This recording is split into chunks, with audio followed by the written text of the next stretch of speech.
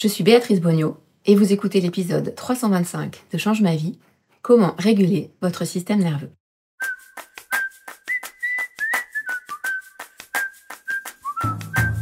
Bienvenue sur Change ma vie, outils pour l'esprit.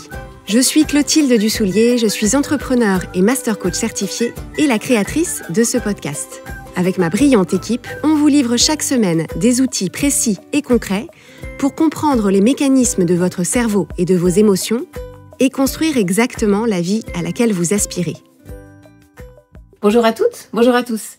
Je m'appelle Béatrice Bognaud, je suis l'une des coachs certifiées de l'équipe Change ma vie, au sein de laquelle j'ai le privilège d'accompagner les membres de notre programme de coaching et le plaisir de piloter la formation continue de notre équipe de coachs. L'épisode d'aujourd'hui s'inscrit dans la continuité directe de celui de la semaine dernière dans lequel je vous ai proposé la première partie d'une mini-série de 2 épisodes à la rencontre de votre système nerveux autonome. Donc, si vous n'avez pas encore écouté l'épisode 324 qui s'intitulait « Votre système nerveux et vous », je vous invite à faire pause et à aller l'écouter d'abord pour vous familiariser avec certains termes que je vais employer à nouveau aujourd'hui et pour pouvoir ensuite mieux profiter de l'épisode de cette semaine. Alors, si vous avez déjà écouté l'épisode précédent ou si vous n'avez tout simplement pas envie de faire pause, voici en quelques mots ce qu'on a vu ensemble dans l'épisode de la semaine dernière. On a vu que notre système nerveux autonome, c'est notre système de sécurité interne. Il scanne en permanence ce qui se passe à l'intérieur et à l'extérieur de nous afin de savoir si on est en sécurité ou en danger.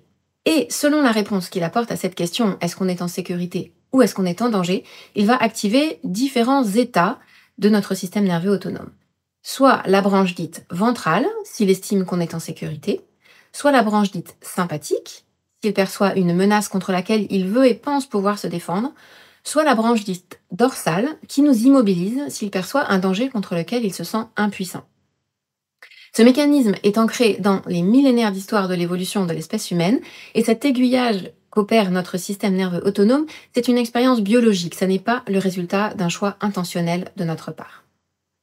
Ce qu'on a vu aussi, c'est que dans chacun de ces états, notre physiologie, notre vision du monde et notre rapport au monde changent, de manière parfois drastique, dans le but, toujours, de préserver notre survie, et que notre objectif, c'est de développer notre capacité à naviguer avec souplesse et flexibilité entre ces différents états de notre système nerveux autonome, car ces différents états nous sont tous utiles à partir du moment où ils sont adaptés à la situation que nous vivons dans le présent. L'important, c'est en réalité de ne pas rester bloqué ou enfermé dans l'un de ces états. Et ce qu'on a vu aussi, c'est que parfois, le logiciel sur la base duquel notre système nerveux autonome évalue les situations a besoin d'être mis à jour et que cette mise à jour peut avoir lieu seulement dans un espace où notre système nerveux autonome se sent en sécurité. Alors, ce dont on va parler aujourd'hui, c'est à quoi est-ce que ça ressemble, justement, concrètement, de développer notre capacité à naviguer avec souplesse et flexibilité entre les différents états de notre système nerveux autonome et quels sont les outils pratiques et concrets qui peuvent nous y aider. Ce que je veux mentionner avant tout, c'est que parfois, et notamment à la suite d'une expérience vécue comme traumatique, notre système nerveux autonome est dans un état d'activation ou de dérégulation tel qu'il nous est en réalité impossible de retrouver par nous-mêmes le chemin de ce que j'appelle notre maison en ventrale. Cette idée d'avoir une maison en ventrale, je l'ai évoquée dans l'épisode de la semaine dernière, c'est une idée qui est en réalité proposée par la thérapeute américaine Deb Dana, ça s'écrit D-A-N-A. Et cette idée, c'est que nous avons tous et toutes notre maison, notre chez-soi, dans la branche ventrale de notre système nerveux autonome, celle dans laquelle on se sent en sécurité, on se sent connecté à nous, au monde et aux autres, celle dans laquelle aussi on peut restaurer nos ressources, on peut guérir, raisonner, prendre du recul, grandir, changer. Et il arrive parfois que nous ayons des difficultés à retrouver seuls le chemin vers cet ancrage dans un état régulé de notre système nerveux autonome. Il n'y a rien, mais rien du tout, de moralement bien ou mal à ça. C'est simplement le signe que c'est un bon moment pour s'appuyer sur le pouvoir de la co-régulation. La co-régulation, c'est le 3e grand principe de la théorie polyvagale, dont nous avons parlé la semaine dernière, une théorie qui a été développée dans les années 1990 par le psychologue et neuroscientifique américain Stephen Porges. Ça s'écrit P-O-R-G-E-S. La semaine dernière, je vous ai parlé du principe de neuroception. C'est cette idée que notre système nerveux autonome détecte les indices de sécurité ou de danger en deçà de notre perception consciente. Et je vous ai parlé aussi du principe de hiérarchie, cette idée qu'il existe une sorte d'échelle des états de notre système nerveux autonome sur laquelle tout en bas, on est immobilisé par la branche dite dorsale. Au milieu de cette échelle, on est mobilisé par la branche dite sympathique. Et tout en haut de cette échelle, on est ancré dans la branche dite ventrale. On a accès à ce niveau-là à toutes nos fonctions exécutives. Et pour mémoire, on peut se déplacer sur cette échelle, mais on ne peut pas sauter d'étape. On ne peut pas passer de tout en bas à tout en haut ou de tout en haut à tout en bas. Le principe de co-régulation que j'évoquais à l'instant, c'est donc le troisième grand principe de la théorie polyvagale. Et c'est un principe qui part de l'idée que, d'une part, nous sommes biologiquement programmés pour nous connecter à l'autre, et que d'autre part, nos systèmes nerveux sont câblés pour se co-réguler. Lorsqu'on se trouve dans un état dérégulé, c'est-à-dire soit complètement submergé par nos émotions, soit au contraire complètement coupé de nos sensations internes, on n'a pas toujours à ce moment-là les ressources nécessaires pour sortir seul de cet état dérégulé. La co-régulation, à ce moment-là, favorise l'apaisement de notre système nerveux autonome grâce au système nerveux autonome régulé d'une autre personne. Et cette personne de confiance qui nous aide à recréer la sécurité, ça peut être un proche, un parent, une amie, un coach ou une coach, ou au besoin un ou une thérapeute spécialisée dans l'accompagnement vers la résolution des traumas. Ce que ça veut dire au passage, c'est qu'on a tous et toutes, dans de nombreuses situations, le super pouvoir et d'une certaine manière la super responsabilité d'être ce partenaire de co-régulation pour les personnes qui nous entourent. Ça peut être notre partenaire de vie, notre enfant, un ou une collègue, un ou une cliente, un ou une élève, un ou une patiente, ou même un inconnu, une inconnue qu'on croise dans la rue. Cette remarque mérite bien sûr d'être largement nuancée si la personne en question a besoin d'être accompagnée sur ce chemin par un ou une professionnelle de santé. Et quoi qu'il en soit, Deb Dana parle de la contagiosité de l'état de régulation. En réalité, qu'on en soit conscient, consciente ou non, notre système nerveux autonome reçoit et envoie en permanence des messages aux autres et au monde. C'est une idée qu'il est, je trouve, particulièrement précieuse d'avoir en tête quand on a l'occasion d'interagir avec d'autres êtres humains, que ce soit dans notre cercle familial, amical, professionnel ou autre. Notre mission et notre responsabilité, si on l'accepte, c'est donc d'apprendre à reconnaître ces trois états de notre système nerveux autonome et à respecter le rôle de protection qu'il joue pour notre survie, et en même temps d'apprendre aussi, autant pour notre propre bénéfice que pour celui des autres et du monde, à nous auto-réguler, à identifier, à ajuster aux besoins les signaux qu'on émet. Et donc en complément ou à la place de la co-régulation, l'auto-régulation, ça va consister à apaiser nous-mêmes notre système nerveux autonome afin de revenir à un état de sécurité intérieure depuis lequel on sera à nouveau à même d'observer une situation depuis une autre perspective, de mettre en place des comportements adaptés à la fois pour nous et dans la relation à l'autre. Alors apprendre à s'auto-réguler, ça revient en fait à développer notre capacité à activer notre nerf vague de manière intentionnelle pour nous ancrer dans un état de sécurité intérieure et ou pour basculer de manière volontaire, souple, flexible, depuis un état de notre système nerveux à l'autre. Alors le nerf vague, on l'a évoqué la semaine dernière, c'est un acteur majeur de notre système nerveux autonome. Il prend naissance dans le tronc cérébral. Il est connecté directement au cerveau, mais il a aussi des ramifications à travers une grande partie de notre corps, jusque dans notre abdomen et dans nos viscères. C'est une sorte de gigantesque autoroute de l'information, et c'est d'ailleurs le nerf le plus long du corps humain. L'un de ses multiples rôles, c'est d'être une sorte de pédale de frein qui module en permanence notre rythme cardiaque. Selon qu'il est plus ou moins activé, ce frein vagal, qui est donc le mécanisme par lequel notre système nerveux autonome peut rapidement modifier le rythme cardiaque et la pression artérielle en réponse au stress, eh bien ce frein vagal, il gère les transitions entre les différents états de notre système nerveux autonome. Et donc la bonne nouvelle, c'est qu'on peut apprendre à serrer ou à relâcher ce frein de manière plus intentionnelle. Ce qui ne veut pas dire, bien sûr, qu'on peut prendre le contrôle ou prendre complètement les commandes de notre système nerveux autonome. L'idée avec laquelle on joue ici, c'est simplement de s'entraîner dans l'objectif d'améliorer notre bien-être et notre santé globale, mais aussi de développer notre résilience, c'est-à-dire justement notre capacité à passer avec davantage de souplesse d'un état à l'autre, et pourquoi pas d'élargir notre fenêtre de tolérance, c'est-à-dire cette zone dans laquelle on se sent en capacité de faire face à ce que la vie nous propose. Les méthodes et les pratiques qui peuvent nous aider à nous autoréguler ont un point commun qui, sans trop de surprise, implique notre corps. elles impliquent, ces méthodes et ces pratiques, notre corps et en particulier la respiration, le mouvement et le toucher. Et je disais sans trop de surprise parce que on sait aujourd'hui que le flux des informations qui sont échangées via ce fameux nerf vague entre nos organes internes et notre cerveau, eh bien ce flux d'informations, il circule à 80% depuis nos organes internes, donc depuis le corps vers le cerveau, et seulement à 20% dans l'autre sens.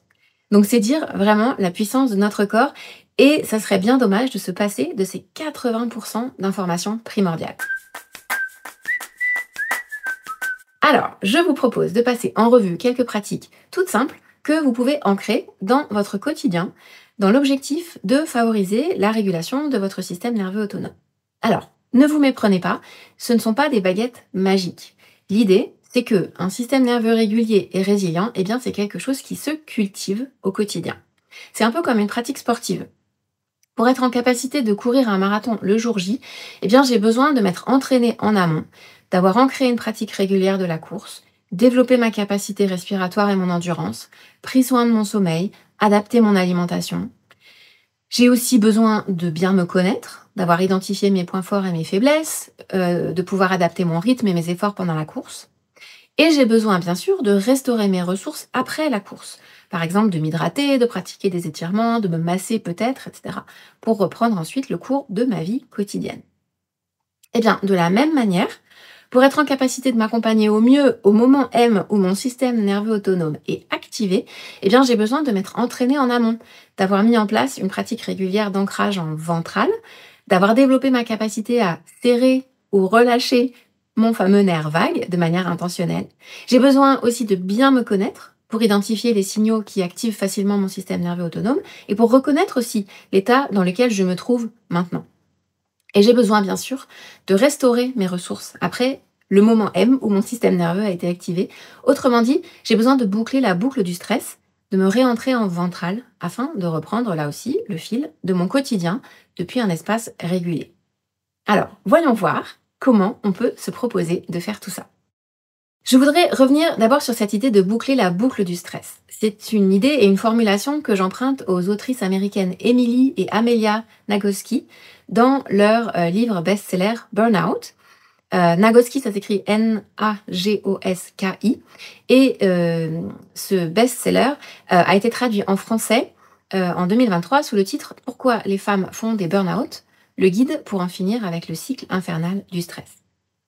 Ce qu'elles expliquent de manière très convaincante et en détail, c'est que dans la société occidentale moderne d'aujourd'hui, eh bien, la plupart d'entre nous, nous restons coincés dans un cycle permanent de stress. On n'a pas, ou plus, l'occasion de libérer notre corps de ce jus de stress dont je vous parlais la semaine dernière, comme pouvaient le faire nos ancêtres humains, par exemple, à un stade plus reculé de notre évolution, ou comme peuvent le faire les animaux dans la nature.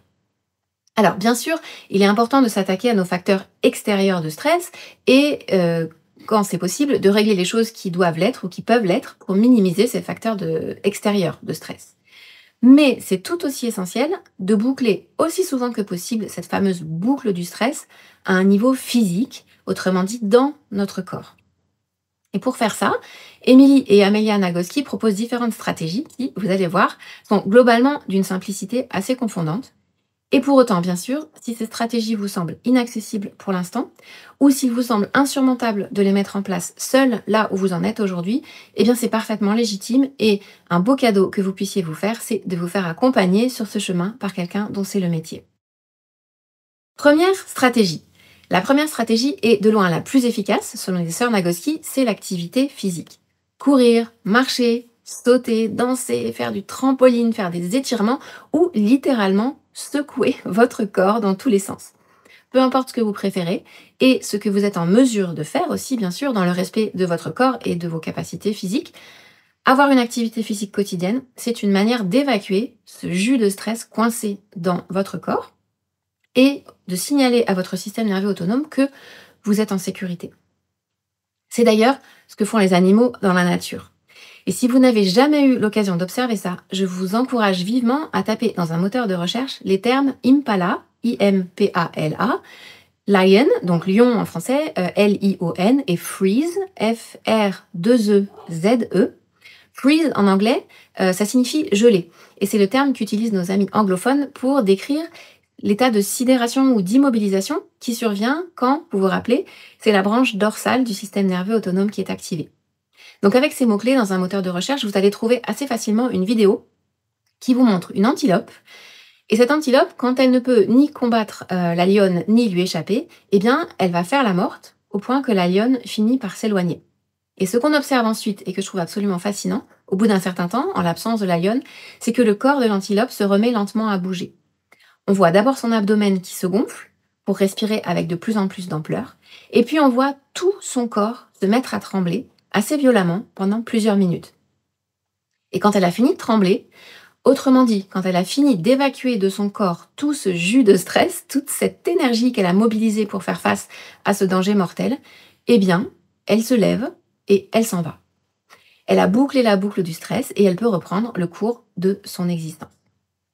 Eh bien, ce que cette antilope, comme d'autres mammifères d'ailleurs, fait de manière instinctive, nous, les humains, on a désappris à le faire au fil de notre évolution et sous le poids des conventions sociales.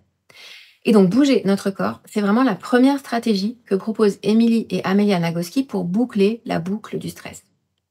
À titre personnel, j'aime beaucoup, surtout en mode SOS, l'outil que je m'amuse à appeler le secouez-moi, secouez-moi, en clin d'œil au slogan publicitaire d'une marque de soda dans les années 70. Alors, à quoi ça peut ressembler, ce secouez-moi, secouez-moi? Eh bien, secouer son corps, donc secouer un bras, puis secouer les deux, puis une jambe, puis l'autre, voilà, tout ce qu'on peut secouer en même temps. C'est une façon vraiment rapide et vraiment efficace de chasser le stress accumulé ou de relâcher la tension musculaire. Et selon les circonstances, bien sûr, ça ne sera pas le plus adapté, à moins que vous ayez la possibilité de vous isoler dans une pièce pour pouvoir vous secouer tranquillement dans tous les sens.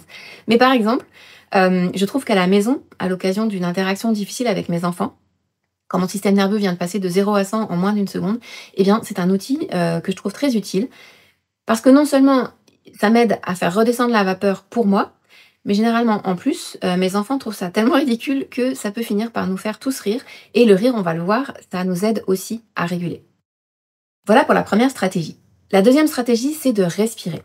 Des respirations amples et lentes, qui prolongent en particulier l'expiration, eh bien, ça contribue à apaiser le système nerveux autonome. On peut par exemple se proposer d'inspirer en comptant jusqu'à 5, puis retenir son souffle en comptant à nouveau jusqu'à 5, avant d'expirer en comptant cette fois-ci jusqu'à 10, et retenir ensuite son souffle en comptant à nouveau jusqu'à 5. Donc 5, 5, 10, 5. Si c'est possible pour vous au moment où vous écoutez cet épisode, je vous propose de tester tout de suite, appuyez sur pause, faites ce cycle de respiration 3 fois de suite et observez comment vous vous sentez. En complément de cette technique de respiration qui est proposée par les sœurs Nagoski, on peut évoquer aussi la cohérence cardiaque qui aide à réguler le stress et l'anxiété et qui a de très nombreux bienfaits sur la santé physique, mentale et émotionnelle. Pratiquer la cohérence cardiaque, c'est hyper simple. Il suffit de s'asseoir confortablement, le dos droit pour dégager la cage thoracique et respirer le plus librement possible, puis de faire consciemment 6 respirations par minute pendant 5 minutes en adoptant une respiration lente, ample, régulière et surtout une respiration abdominale. Alors si vous n'avez pas envie de vous lancer dans des calculs mathématiques complexes tout en respirant, eh bien il existe des tas d'applications, des supports audio, vidéo accessibles sur internet, beaucoup sont gratuits et ils peuvent vous guider dans la mise en place de ce rythme respiratoire. Souvent on entend qu'il est recommandé de pratiquer cette technique 3 fois par jour, mais vous savez quoi? Eh bien une fois dans la journée, c'est déjà infiniment mieux que rien du tout. Autre outil en lien avec la respiration que je trouve assez génial dans sa puissance et dans sa simplicité, c'est le soupir physiologique. Le docteur Andrew Huberman, ça s'écrit Huberman, donc c'est un neuroscientifique américain, chercheur auprès de l'université de Stanford, eh bien il a montré que cette technique, ce soupir physiologique, permet, je vais citer une traduction de ses propos, de détourner la manière dont notre corps répond aux facteurs de stress et de désactiver instantanément la sensation de panique et de tension qui accompagne le stress. Je vous le disais, ça paraît assez génial. Et le soupir physiologique, c'est tout simple aussi. Il suffit de prendre une double inspiration rapide par le nez et puis d'expirer lentement et longuement par la bouche, idéalement avec une expiration 3 fois plus longue que l'inspiration. Et pour un résultat optimal, on peut réaliser cet exercice 3 à 4 fois d'affilée. Si vous voulez en savoir plus, je vous renvoie là aussi à votre moteur de recherche préféré. Andrew Huberman publie de très nombreux contenus de vulgarisation et donc vous trouverez facilement une vidéo qui sera a priori en anglais, dans laquelle il explique en détail les mécanismes à l'œuvre dans le soupir physiologique. C'est une technique que j'ai découverte assez récemment et que j'utilise surtout, elle aussi, en mode SOS. Elle aussi, souvent dans le domaine de ma parentalité, à des moments où voilà, mon système nerveux est activé par des interactions que je trouve assez difficiles avec l'un de mes fils ou avec les deux. Et ce que j'adore, c'est que là aussi, c'est mobilisable hyper facilement et instantanément. Le vrai challenge, au fond, c'est de prendre l'habitude de mobiliser cette technique pour que ça devienne un réflexe. Et la cerise sur le gâteau, à mes yeux, là aussi, c'est que ça me permet non seulement de m'auto-réguler, mais aussi, ce qui est vraiment, vraiment important pour moi en tant que maman, de montrer en direct à mes enfants une technique d'autorégulation. Alors, pour les parents d'entre vous, parmi vous, est-ce que mes enfants vont s'en saisir tout de suite avec gratitude et enthousiasme? A priori, non. Pour l'instant, j'ai plutôt droit à des commentaires de l'ordre de «Oh maman, arrête avec ta respiration et tes trucs de coaching». Mais voilà, c'est une graine que je plante qui m'aide, quoi qu'il en soit, à cultiver mon propre bien-être et qu'ils cultiveront peut-être un jour à leur tour s'ils le souhaitent. Alors revenons aux stratégies proposées par les sœurs Nagoski. La troisième stratégie pour boucler la boucle du stress et pour apaiser son système nerveux autonome, eh bien, c'est de rire. Pas un petit rire poli tout en retenue, non. Un vrai rire profond qui vient du ventre, qui nous secoue et qu'on ne peut pas retenir. Comment est-ce que vous pouvez créer ça pour vous? Je vous invite vraiment à creuser cette question. Et si vous avez envie de partager vos idées ou vos fous rires avec nous, envoyez-nous un mail à l'adresse hello@changemavie.com. On se réjouit déjà à l'idée de vous lire. Stratégie numéro 4. La stratégie numéro 4, c'est d'avoir des interactions sociales positives. Là aussi, ça peut être tout simple. Dire bonjour à la personne qui vient d'entrer dans l'ascenseur avec vous, sourire à quelqu'un que vous croisez dans la rue, faire un compliment à l'employé du magasin qui s'occupe de vous. Vous serez souvent surpris ou surprise de l'effet papillon positif que vous déclenchez en osant faire ce premier pas. Et du même coup, vous envoyez à votre système nerveux autonome le signal ô combien rassurant pour lui que le monde et les humains ne sont pas aussi intégralement horribles que les réseaux sociaux ou les chaînes d'information veulent nous le faire croire. Cinquième stratégie. La cinquième stratégie, c'est d'échanger des marques d'affection. Avec un animal de compagnie, avec un ou une amie, une personne de confiance en tout cas, que vous aimez et respectez et qui vous aime et qui vous respecte. Ça n'a pas besoin d'être une marque physique d'affection, même si bien sûr, serrer dans vos bras une personne ou un animal que vous aimez, c'est comme un bain de jouvence pour votre système nerveux autonome. Selon les termes d'un autre neuroscientifique qui s'appelle Francis McGlone, M-C-G-L-O-N-E, qui lui travaille auprès de l'université de Liverpool, eh bien, le toucher doux, selon ces termes, allume des zones du cerveau en lien avec le système de récompense. Il y a à ce moment-là un relâchement d'ocytocine, une hormone qui joue un rôle fondamental dans notre attitude sociale. Ça a aussi des conséquences sur le niveau de dopamine, qui fait partie du système de récompense. Et ça permet aussi de relâcher de la sérotonine en lien avec notre bien-être et notre bonheur.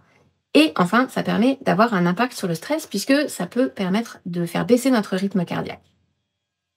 Et en l'absence d'un humain ou d'un animal, toujours consentant, bien sûr, que vous puissiez câliner, eh bien, je vous encourage sans hésiter à pratiquer l'auto-câlin dans le respect de ce qui est accessible pour vous.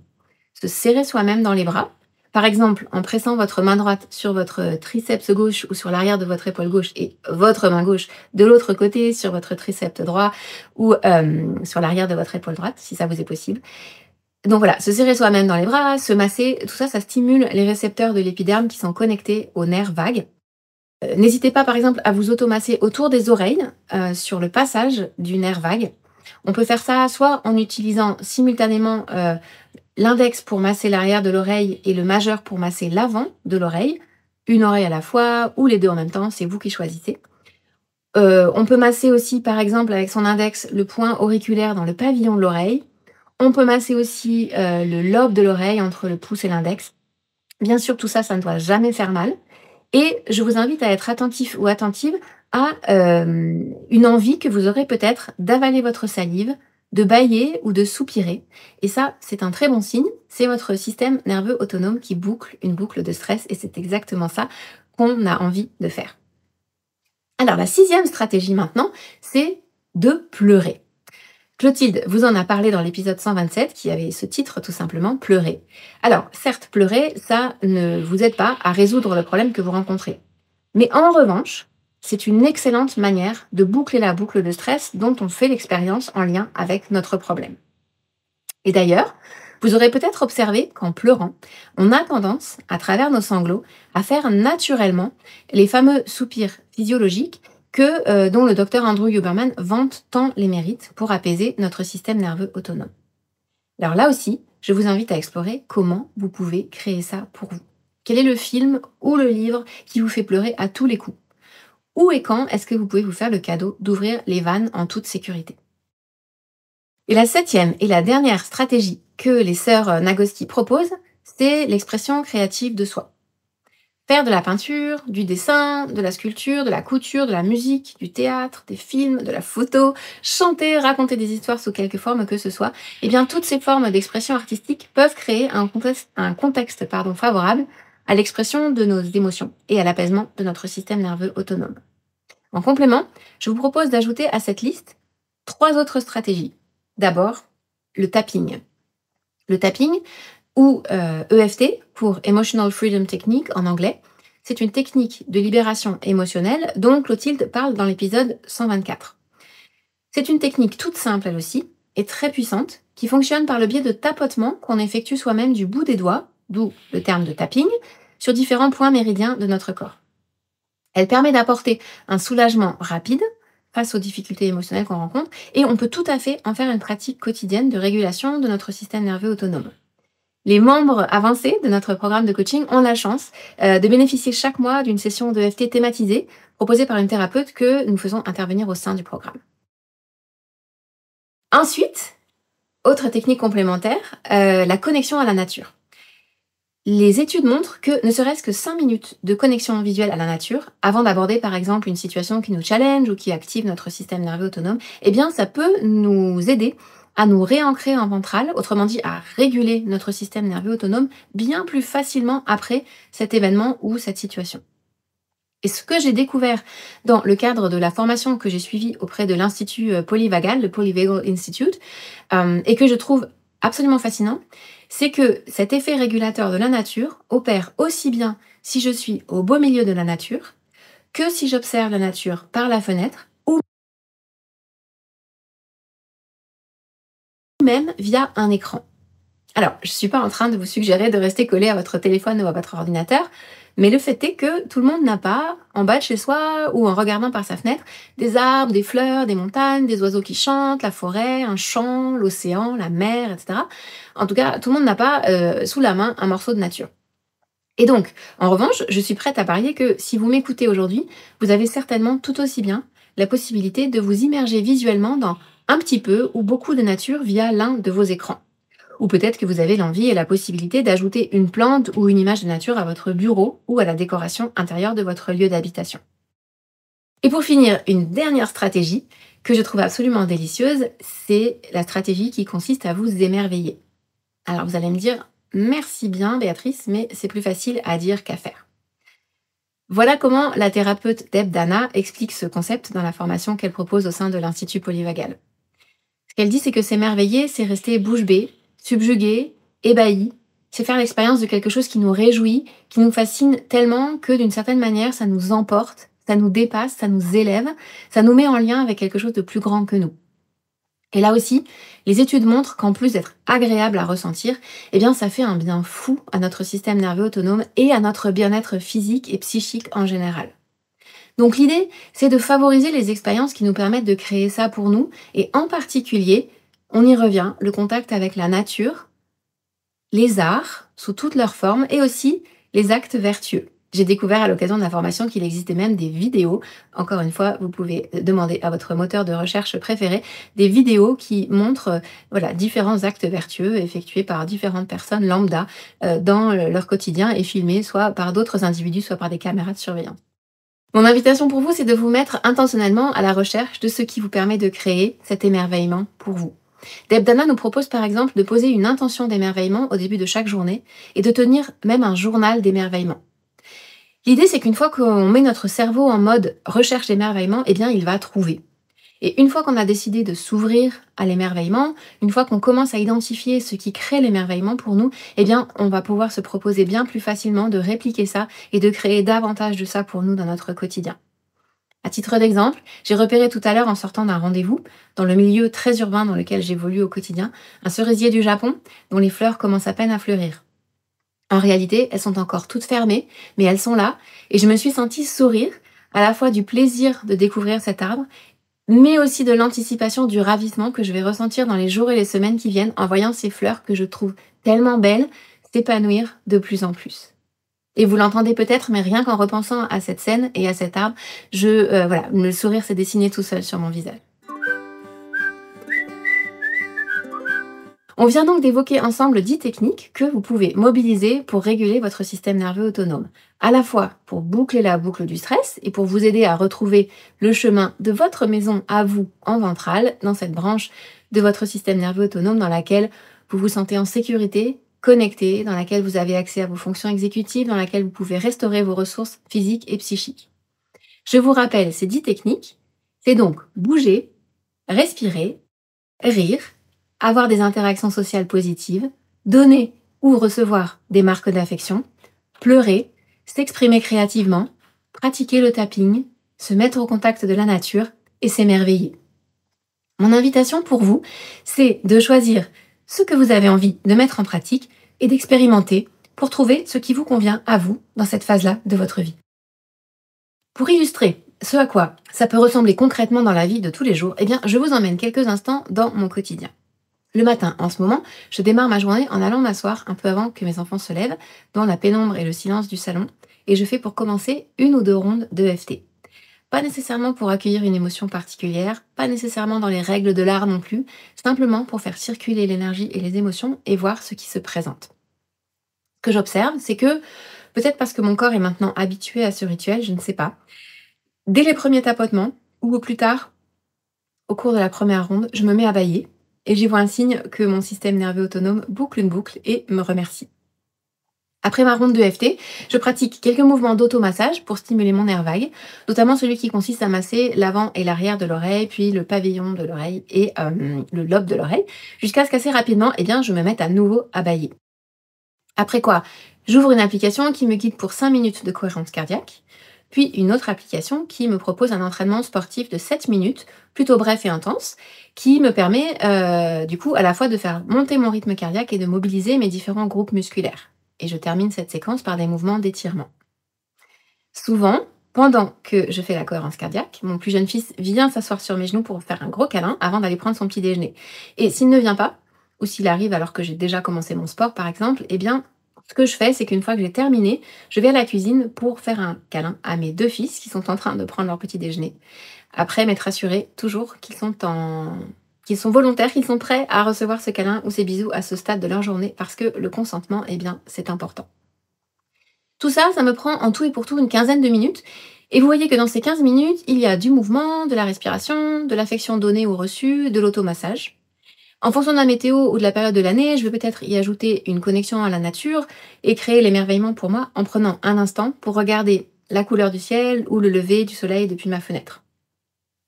Les étapes de ce rituel ont évolué au fil des années. Il n'y a pas de formule magique et l'idée, c'est vraiment de trouver la formule qui vous convient à vous, à votre système nerveux autonome unique dans cette phase unique de votre vie. Et cette formule, d'ailleurs, elle n'a peut-être rien à voir avec un rituel du matin. Néanmoins, si l'idée du rituel du matin ou du rituel du soir vous tente, je vous renvoie vers l'épisode 242 qui s'intitule tout simplement Rituel du matin, rituel du soir pour y trouver de l'inspiration. Ce qui est sûr, me concernant en tout cas, c'est que toutes mes journées commencent par une variante de ce temps de reconnexion à moi et à mon corps qui me permet de faire une sorte de reset de mon système nerveux autonome. Je fais par ailleurs régulièrement du vélo et je voudrais justement partager avec vous une prise de conscience assez récente qui illustre l'idée que ce qui nous convient, ça évolue et qui illustre aussi l'idée que toutes les manières de bouger notre corps ne contribuent pas nécessairement à apaiser notre système nerveux autonome. Il y a quelques semaines, à l'occasion d'une vague de froid et d'un épisode neigeux, j'ai cessé d'accompagner mes enfants à l'école en vélo et j'ai remplacé ce moyen de transport en partie par de la marche à pied. Et ce dont je me suis rendu compte à cette occasion, c'est que faire du vélo En tout cas, dans les conditions dans lesquelles je fais du vélo, c'est-à-dire en milieu urbain, en partageant la route avec les voitures, en l'absence de pistes cyclables, avec mes 2 fils derrière moi sur le vélo qui est un vélo allongé, ça me permet certes de bouger mon corps, de faire monter mon rythme cardiaque, de me muscler, parce que le trajet comporte une côte assez raide et qu'à nous 3 plus le vélo, ça fait quand même un sacré poids à déplacer. Mais au-delà de ça, à bien y regarder, c'est une activité physique qui ne contribue pas du tout à apaiser mon système nerveux, bien au contraire. L'état d'hypervigilance dans lequel je suis lorsque je fais du vélo, et ça n'est peut-être pas du tout votre cas, mais en tout cas, me concernant, c'est ce que j'observe, eh bien, cet état d'hypervigilance, ça crée plutôt une boucle de stress pour moi qui draine mon énergie dès le matin. Alors que par contraste, les 20 à 30 minutes de marche dynamique que j'ai faites pour rentrer à pied de l'école, via un chemin qui est très peu fréquenté par les voitures, avec la possibilité de laisser libre cours à mes pensées, d'écouter un podcast ou un livre audio, de profiter des éléments de nature autour de moi, ou encore de répondre au bonjour enthousiaste de cette dame qui m'a salué plusieurs jours de suite en me croisant, eh bien tout ça, ça m'a rempli d'une énergie puissante, joyeuse et apaisée. Autre exemple, j'aime beaucoup mes 7 minutes de sport matinal qui me permettent depuis des années, d'une manière hyper simple et efficace, de travailler mon souffle et mes muscles. Et puis maintenant, ça fait d'une certaine façon vraiment partie de mon identité. Je suis devenue quelqu'un qui commence sa journée comme ça, quoi qu'il se passe et où que je sois. Et en même temps, je viens de découvrir, alors avec des guillemets, parce qu'évidemment, je savais bien sûr que ça existait avant, mais je viens de découvrir le yoga et je suis enthousiasmée par les bienfaits physiques et psychiques que je ressens grâce à cette pratique, à laquelle j'ai fait, du coup, en quelques semaines, une place presque quotidienne dans ma vie. Je ressens une différence notable entre ces 2 pratiques, notamment en termes de présence à mon corps et de profondeur de la respiration. Autrement dit, en termes d'ancrage dans ma maison en ventrale. Et je me dis que je veux plus de ça dans ma vie. Donc mon invitation pour vous, c'est vraiment d'expérimenter parce que votre système nerveux autonome est unique et parce que vous êtes le seul ou la seule à pouvoir ressentir dans votre corps ce qui vous convient à vous et ce qui vous fait du bien à vous. Et parce que aussi, on l'a vu, ce qui vous convient, eh bien ça évolue. Alors, pour résumer, ce qu'on a vu aujourd'hui, c'est une série de pratiques, de techniques, d'outils que vous pouvez vous proposer d'incorporer dans votre quotidien comme une forme de rituel préventif d'entretien de votre système nerveux autonome ou bien utilisé en mode SOS dans les moments où votre système nerveux autonome est particulièrement activé. Bien sûr, ce sera toujours plus facile de mobiliser telle ou telle technique en mode SOS si cette technique vous est déjà familière. Ça serait beaucoup vous demander, et en réalité ça serait beaucoup trop vous demander, que d'espérer être en capacité de passer outre la réaction biologique de votre système nerveux autonome d'un claquement de doigts juste parce que vous avez écouté cet épisode aujourd'hui ou juste parce que vous avez testé une pratique aujourd'hui. Donc je vous invite vraiment à vous demander quel est l'outil ou la pratique que vous avez envie d'expérimenter, pourquoi pas dès aujourd'hui. Et surtout, si parmi ces pratiques, certaines choses ne vous conviennent pas ou ne vous font pas du bien, et bien surtout, ne le faites pas. On est bien trop souvent conditionné à penser qu'on doit faire les choses avec une forme d'acharnement jusqu'à ce que ça fonctionne, entre guillemets, parce que sinon, ça voudrait dire des tas de choses négatives sur nous, et c'est probablement en partie comme ça qu'on empire peu à peu l'état de notre système nerveux autonome, qu'on ignore le fait qu'on est en stress et qu'on arrête d'écouter notre corps. L'idée de ces 2 épisodes, c'est vraiment justement de vous encourager, de vous inviter à trouver ou à retrouver cette connexion avec votre corps, à votre rythme, en vous faisant du bien et en vous écoutant. Vous êtes le seul, vous êtes la seule experte de votre corps. Et si vous avez depuis longtemps coupé la communication avec lui et que vous ne savez pas trop ce qui s'y passe, eh bien sachez que vous n'êtes vraiment pas le seul, que vous n'êtes vraiment pas la seule. Et bienvenue en terre inconnue. Le meilleur moment pour commencer, c'est peut-être bien maintenant. Et si votre corps vous dit que non, en fait, ça n'est pas le bon moment pour vous ou qu'il ne veut pas faire ça tout seul, eh bien écoutez-le et donnez-vous le soutien dont vous avez besoin. J'espère de tout cœur vous avoir apporté des éclairages utiles et vous avoir donné envie d'expérimenter une ou plusieurs de ces techniques. Donner envie aussi d'avancer vers un mode de vie plus favorable à la régulation de votre système nerveux autonome et à votre bien-être général. Je vous remercie pour votre écoute et je vous dis à bientôt dans un prochain épisode ou à l'intérieur de notre programme de coaching.